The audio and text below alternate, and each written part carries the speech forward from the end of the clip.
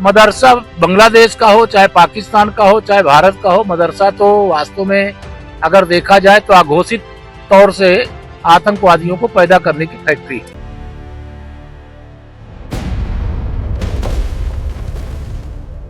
नमस्कार दोस्तों, आप देख रहे हैं हमारा शो कड़वा सच और मैं हूं गीत रौतेला। तो मित्रों, आज के कड़वा सच में मैं देश में चल रही राजनीति को लेकर आई हूं, जहां पर मंदिर और मदरसों पर कुछ ज्यादा ही वार्ता होने लग गई है। मंदिर मदरसों पर इतनी टिप्पणियां होने लग गई हैं कि उसी को अब लोगों ने अपना राजनीति करने का मुद्दा बना लिया है। अभी हाल ही में काफी पार्टियों ने मदरसों पर भी टिप्पणियां करी और मंदिर पर भी टिप्पणियां करी, और मंदिर में सिर्फ एक ही मंदिर को टारगेट किया जाता है जिसका नाम है राम मंदिर।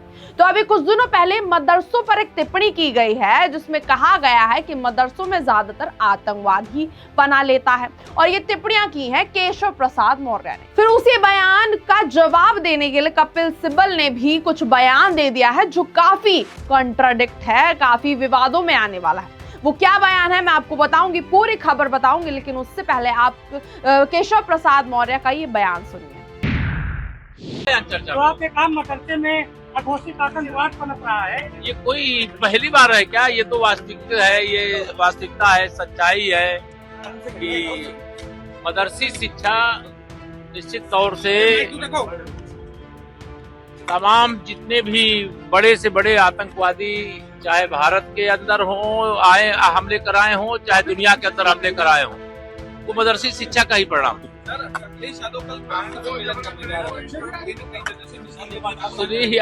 श्री अखिलेश यादव जी की 2027 में इतनी बुरी स्थिति होने वाली है कि वह सम्मेलन कोई भी कर ले, लेकिन साइकिल सैफे ही जाएगी। मदरसा बांग्लादेश का हो, चाहे पाकिस्तान का हो, चाहे भारत का हो, मदरसा तो वास्तव में अगर देखा जाए तो अघोषित तौर से आतंकवादियों को पैदा करने की फैक्ट्री। सुना आपने? इसमें केशव प्रसाद मौर्य से पूछा जा रहा है तो ये साफ स्पष्ट शब्दों में कह रहे हैं कि मदरसों में आतंक ही फैलता है। ये कोई पूछने की बात नहीं है। मदरसों में मतलब कि जितना भी हिंदुस्तान में आतंकवादियों ने हमला किया है वो कहीं ना कहीं मदरसों से ही पढ़कर आए थे। अब आप खुद सोचिए कि जितने भी आतंकवाद फैलाने वाले लोग थे वो सारे मुस्लिम ही समाज के थे, सारे जिहादी थे, और इन सारे जिहादी, ये जितने भी मुस्लिम समुदाय के लोग होते हैं वो कहीं ना कहीं मदरसों से ही पढ़कर आते हैं। तो इसलिए उन्होंने इस पर टिप्पणियां करी कि मदरसों में ज्यादातर आतंकवाद पना लेता है। अब इसी टिप्पणी पर किसी और का बयान आया जिनका नाम है कपिल सिब्बल। उनका क्या बयान है वो भी आप हमारी स्क्रीन पर देख सकते हैं। उन्होंने कहा है कि अगर मदरसों में आतंकवाद पना लेता है, आतंकवाद बसता है, तो क्या राम मंदिर में देशभक्त पैदा होते हैं? यानी कि आप जरा सोचिए, यहाँ पर कपिल सिब्बल बोल रहे हैं अगर मदरसों में आतंकवाद है तो राम मंदिर में भी देशभक्त पैदा नहीं हो रहे। यानी कि कपिल सिब्बल एक तरह से ये बोल रहे हैं कि राम मंदिर में भी आतंकवादी पनाह लेते हैं। अगर मदरसों में आतंकवाद है तो राम मंदिर में भी आतंकवाद पनाह लेते हैं। ये कपिल सिब्बल है जो बयान दे रहे हैं, एक हिंदुस्तानी होकर ही आतंकवाद को ही जस्टिफाई कर रहे हैं और राम मंदिर पे ऐसे एलिगेशंस लगा रहे हैं और मंदिरों पर ऐसे एलिगेशंस लगा रहे हैं कि मंदिर में और राम मंदिर में आतंकवाद पना लेता है। अब यहीं पर हम कपिल सिब्बल की भी पूरी कहानी खोल देते हैं। अब कड़वा सच है तो उनका सच तो बताएंगे। कपिल सिब्बल वही हैं जिन्होंने एक समय पर कांग्रेस की तरफदारी की थी। क्यों? क्योंकि कांग्रेस ने कहा था कि जो राम जी का अस्तित्व है या राम सेतु का अस्तित्व है वो सब काल्पनिक है। तो कपिल सिब्बल ने भी इस चीज पर एग्री करते हुए, यानी कि अदालत में उनके लिए लड़ाई की थी और अदालत में उनका केस लड़ा था, तो तब भी उन्होंने यही चीज पर स्वीकार किया था कि हाँ आप बिल्कुल सही कह रहे हैं, राम जी का जो अस्तित्व है वो काल्पनिक है और राम सेतु का अस्तित्व भी काल्पनिक है। यानी कि जो चीजें सदियों से चली आ रही हैं, 5000 10,000 साल पहलों से चली आ रही हैं, जो वेदों में भी लिखी हैं, जो मतलब किताबों में, पुरानी किताबों में लिखी हुई है, जो कहानियां हैं, जो आत्मकथाएं हैं, वो सब काल्पनिक है और जो अस्तित्व आज के समय में भी एग्जिस्ट करते हैं वो सब काल्पनिक है। इस तरह के बयान कपिल सिब्बल ने किया था। अब यहाँ पे जो कपिल सिब्बल ने बोला है कि मदरसों में आतंकवाद नहीं, अब जब वो राम मंदिर में आतंकवाद को बसा रहे हैं तो कहीं ना कहीं वो ये बात तो कह ही रहे हैं कि मदरसों में आतंकवाद नहीं फैलता। अब मैं इसी से जुड़ी हुई कुछ रिपोर्ट्स भी आपको दिखा देती हूँ। अब हम सबसे पहले असम की बात करते हैं। असम में मदरसों पर कार्रवाई हुई थी। क्यों? अगस्त के महीने में असम प्रशासन ने 3 मदरसों को बुलडोजर से ध्वस्त किया था। ये कार्रवाई राज्य सरकार की बढ़ी हुई निगरानी यानी कि सर्विलियंस के बाद हुई। पुलिस का कहना था कि कुछ बाहरी इमामों के बांग्लादेशी आतंकी संगठन और AQIS से कथित संबंध होने के संदेह थे। 31 अगस्त को बोंगाई गांव जिले के मरकजुल माआरिफ कोरायाना मदरसा को गिराया गया था। ये आदेश जिला उपायुक्त यानी कि डिप्टी कमिश्नर कार्यालय ने जारी किया था। इमारत में सुरक्षा मानकों की कमी थी। आग और भूकंप जैसी आपदाओं से निपटने के लिए पर्याप्त खुली जगह नहीं थी। भवन को स्ट्रक्चरली वल्नरेबल यानी कि संरचनात्मक रूप से कमजोर और मानव निवास के लिए असुरक्षित बताया गया था। इस मदरसे में 200 से अधिक छात्र पढ़ते थे। 4 अगस्त मोरीगांव जिले में एक शिक्षक पर आरोप लगा था कि उसने 2 बांग्लादेशी नागरिकों को शरण दी थी। पुलिस के अनुसार दोनों के ABT और AQIS से कथित संबंध थे यानी कि आतंकवादी संगठन से संबंध थे।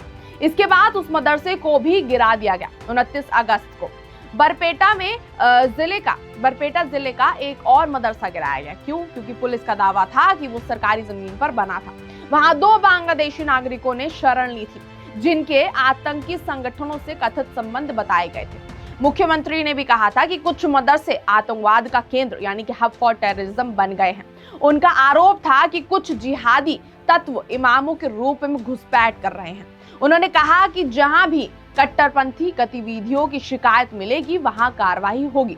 असम सरकार ने फैसला किया कि राज्य के बाहर से आने वाले इमामों को सरकारी पोर्टल पर पंजीकरण कराना होगा यानी कि रजिस्ट्रेशन कराना होगा। स्थानीय पुलिस को अपनी जानकारी देनी होगी। असम के DGP भास्कर महंता ने तंजीम काउंसिल के सचिव से मुलाकात की थी। परिषद ने राज्य के मदरसों की सूची प्रशासन को सौंपी थी। पूरी असम के सभी मदरसों का मास्टर डायरेक्टरी तैयार किया गया था। सरकार का कहना था कि इसमें कई सारे मदरसे ऐसे हैं जो अनरजिस्टर्ड हैं जिनका कोई भी रजिस्ट्रेशन नहीं है। उद्देश्य सरकार के अनुसार ये था कि ये सुनिश्चित करना है कि किसी भी मदरसे का इस्तेमाल भारत विरोधी या कट्टरपंथी गतिविधियों के लिए ना हो। अब आप खुद सोचिए, अब इतनी पूरी खबर दे जाने के बाद आपके मन में भी सवाल आया कि जो असम की सरकार को ये चीज महसूस हुई जब असम में मदरसों में एक शिक्षक बांग्लादेशी कट्टरपंथियों को या आतंकवादियों को जिनका रिलेशन कहीं ना कहीं आतंकवाद एजेंसियों से है उन सबको पनाह दे रहे हैं, तो एक तरह से वो देश विद्रोह की ही जो भावना है फैला रहे हैं। यानी कि मदरसों में आतंकवाद को पनाह, जो बात केशव प्रसाद मौर्य ने की थी और जिसका काउंटर कपिल सिब्बल ने किया है उसका एक सच सामने था असम में कि असम में काफी मदरसों को गिराया गया था क्योंकि वहां शक था कि मदरसों में आतंकवाद को पनाह मिल रही है। अब हम दिल्ली ब्लास्ट पर आ जाते हैं। दिल्ली ब्लास्ट हुआ था जो इतना बड़ा ब्लास्ट हुआ था। दिल्ली ब्लास्ट की जांच में 6 डॉक्टरों समेत पढ़े लिखे लोगों का नेटवर्क सामने आया था। ये नेटवर्क 8 शहरों तक फैला होने का दावा किया गया था। NI के अनुसार मॉड्यूल का संबंध AQIS से जुड़ा था। आप समझ रहे हैं, AQIS यहाँ पे भी आतंकवादी संगठन। आरोप है कि डॉक्टर, इंजीनियर और अन्य प्रोफेशनल्स की भर्ती कर आतंकी नेटवर्क तैयार किया गया। जांच एजेंसियों ने कई राज्यों में छापेमारी कर आरोपियों को गिरफ्तार किया था। बड़ी मात्रा में विस्फोटक सामग्री और अन्य आपत्तिजनक सामान बरामद होने का दावा भी किया गया था। NI ने चार्जशीट दाखिल कर इसे व्हाइट कॉलर टेरर का मामला बताया था। फिलहाल मामला अदालत में अभी भी चल रहा है इस बात पे। लेकिन आप खुद सोचिए, और मैं आपको बता दूं कि जितने भी लोग इस दिल्ली ब्लास्ट में शामिल थे वो सभी लोग मुस्लिम समुदाय के थे और जिहादी थे। तो आप खुद सोचिए, अगर मुस्लिम समुदाय के हैं, जिहादी हैं, तो वो मदरसों से पढ़कर ही आए होंगे। तो इन्होंने कहीं ना कहीं प्लानिंग भी मदरसे में की होगी। तो दिल्ली में जो ब्लास्ट हुआ वो भी कहीं ना कहीं मदरसों में पनप रहे आतंकवाद से कनेक्टेड था। खैर, इसे भी छोड़ दीजिए। अब हम बात कर लेते हैं MP की। मध्य प्रदेश ATS ने बिहार के एक मदरसा संचालक को गिरफ्तार किया था। क्यों? गिरफ्तार कथित कट्टरपंथी मॉड्यूल से जुड़े मामले में हुई थी। जांच एजेंसियां पाकिस्तान से संभावित लिंक की भी जांच कर रहे थे। इस मामले में अब तक कुल 4 लोगों की गिरफ्तारी हो चुकी है और ATS के अनुसार मामला अंतरराज्यीय यानी कि इंटरस्टेट नेटवर्क से जुड़ा हो सकता है। आरोप था कि आरोपी युवाओं को कट्टरपंथ की ओर प्रभावित करने का काम कर रहा था। जांच में ये भी देखा जा रहा था कि विदेशी संपर्क, फंडिंग और डिजिटल कम्युनिकेशन की क्या भूमिका रही। एटीएस ने आरोपी से पूछताछ शुरू की और नेटवर्क के अन्य सदस्यों की भी तलाशी जारी की और इसी से पता चला कि इस मदरसे में भी यानी कि इस जगह पर भी आतंकवाद को पनाह मिली थी, यानी कि देश में विद्रोह फैलाने वाले यानी कि देश में आतंक फैलाने वाले लोगों को पनाह दी थी। इसमें भी पाकिस्तान की लिंक की पुष्टि की गई थी।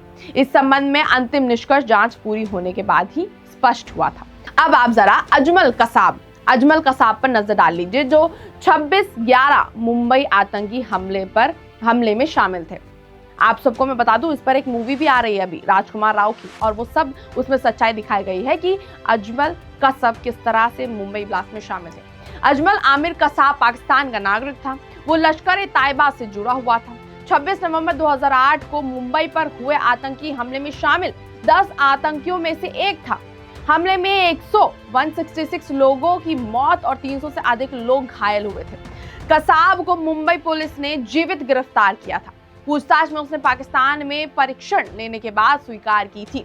भारत ने जांच में कई सबूत पेश किए थे, जिनमें उसके बयान, फॉरेंसिक और डिजिटल साक्ष्य शामिल थे। भारतीय अदालत ने उसे हत्या, देश के खिलाफ युद्ध छेड़ने और आतंकी साहित्य कई मामलों में दोषी ठहराया था। फिर 21 नवंबर 2012 को पुणे की यरवड़ा जेल में उसे फांसी दी गई थी। 26/11 हमला भारत के इतिहास के सबसे बड़े आतंकी हमलों में से एक माना जाता था। इस हमले के बाद भारत ने तटीय सुरक्षा, खुफिया तंत्र और आतंकवाद रोधी व्यवस्था को और मजबूत किया था। भारत लगातार ये कहता रहा है कि 26/11 हमले के साजिशकर्ता के खिलाफ पाकिस्तान को प्रभावी कार्रवाई करनी चाहिए।